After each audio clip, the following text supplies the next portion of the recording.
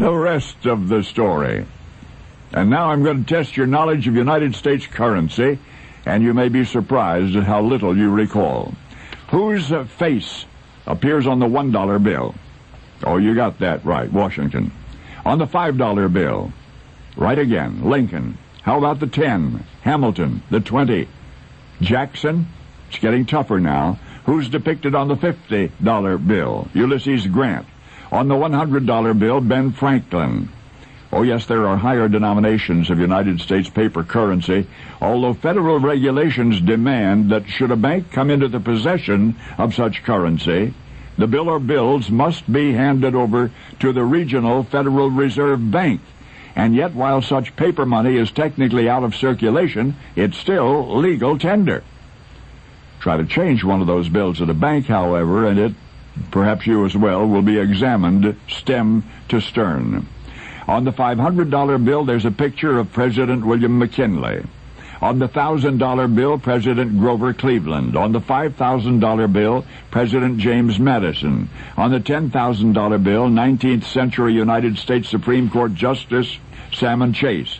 And finally, the $100,000 bill, the highest ever denomination of United States currency. Thereon is depicted President Woodrow Wilson. But we're not finished.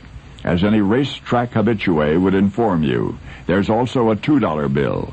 And on this otherwise seldom seen, yet no less legal tender, one finds the picture of Thomas Jefferson. And there is one more bill that we have overlooked. The $3 bill. Oh, it's genuine American currency. Despite the threadbare simile, which implies nothing could be phonier, never in a million years would you guess who is depicted on the $3 bill. So, I'm going to have to tell you the rest of the story. Once upon a time, banks all over the country issued their own currency. Even after the National Bank Act of 1863 imposed a 10% tax on such notes, many banks continue to make their own money perfectly legally.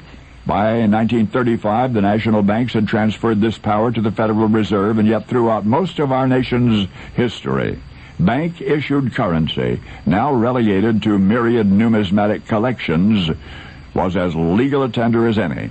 The banks issued every denomination of paper money now in circulation, plus one, the $3 bill.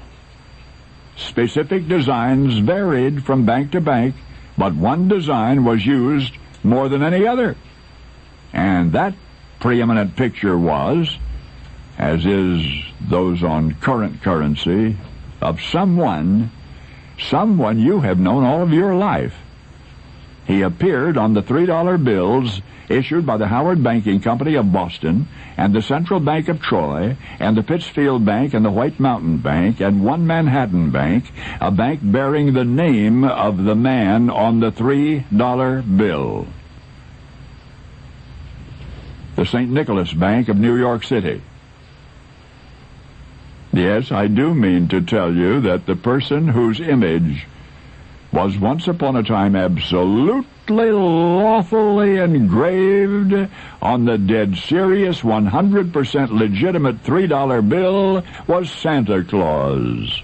And now you know the rest of the story.